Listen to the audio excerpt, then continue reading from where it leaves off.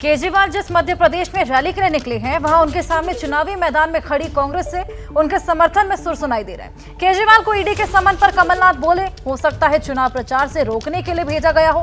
ABP news से exclusive बातचीत में कमलनाथ ने दावा किया कि इस बार मध्य प्रदेश में कांग्रेस की सरकार बनेगी। चुनाव में भ्रष्टाचार सबसे बड़ा मुद्दा है, यह भी उन्होंने कहा। मध्य प्रदेश देश का भ्रष्ट प्रदेश बन गया है, यह भी कमलनाथ का बयान था। देखिए कमलनाथ का एक्सक्लूसिव इंटरव्यू।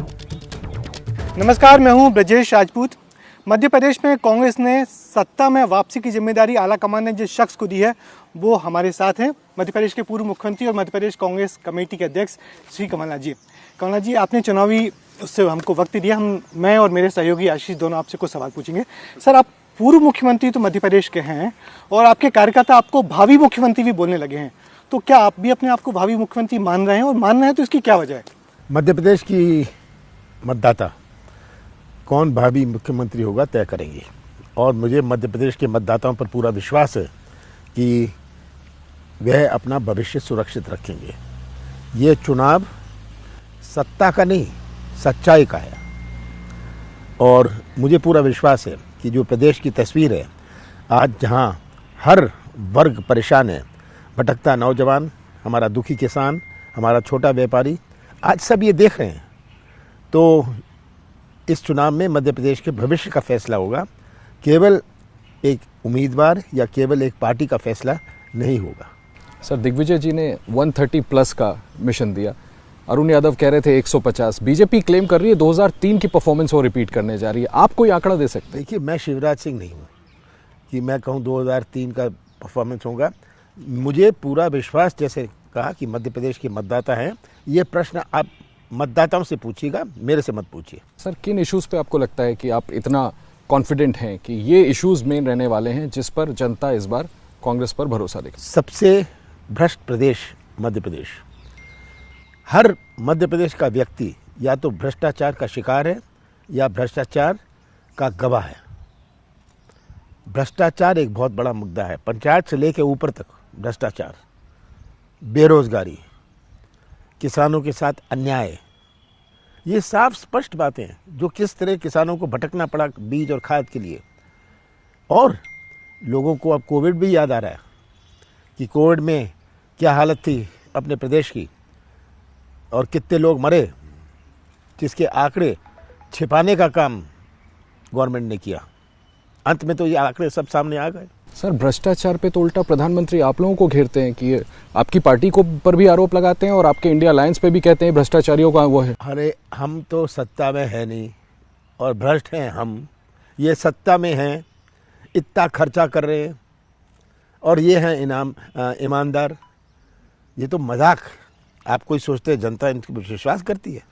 सर, ये जो चुनाव के राज्य होते हैं वहाँ पे ईडी के छापे पड़ने लगते हैं। राजस्थान में पड़े, दिग्विजय सिंह कह रहे थे कि मध्य प्रदेश में कुछ दिनों में पड़ने वाले हैं। आप क्या सोचते हैं? क्या मैं इसकी जानकारी नहीं रखता। हाँ, मुझे ना तो इसका डर है, मैं क्यों जानकारी रखूँ। सर, ऐसे मध्य प्रदेश में चल रहे हैं चुनाव है, मगर ऐसा लगता है कि शोले फिल्म चल रही है, जय वीरू की बात आ रही है, और आपने किसी को गब्बर सिंह कहा किसी को। देखिए, ये सब चीज़ें चलती हैं चुनाव में, ये सब चीज़ें चलती हैं, क्योंकि सब अपनी बात कहते हैं तो मजाक भी होता है। सर, ब्रजेश जी ने ईडी वाली बात कही थी, मैं बस उससे एक सवाल और पूछना चाहता हूं, क्योंकि आपने कहा कि आपको इस बात का भय नहीं है। मैं पूछना चाहता था, आपको इस बात का डर तो नहीं है कि ईडी की एंट्री अब मध्य प्रदेश में भी हो सकती है? देखिए, अगर वे राजनीति करेंगे वो करेंगे, जिससे हर चीज़ों का उपयोग करेंगे। हम देख रहे हैं अरविंद केजरीवाल को समन किया गया है। आज अरविंद केजरीवाल जी ने उल्टा आरोप लगाया कि चुनावी राज्यों में मुझे जाने नहीं देना चाहते, प्रचार नहीं करने देना चाहते, इस वजह से बीजेपी ऐसा करा रही है ईडी से।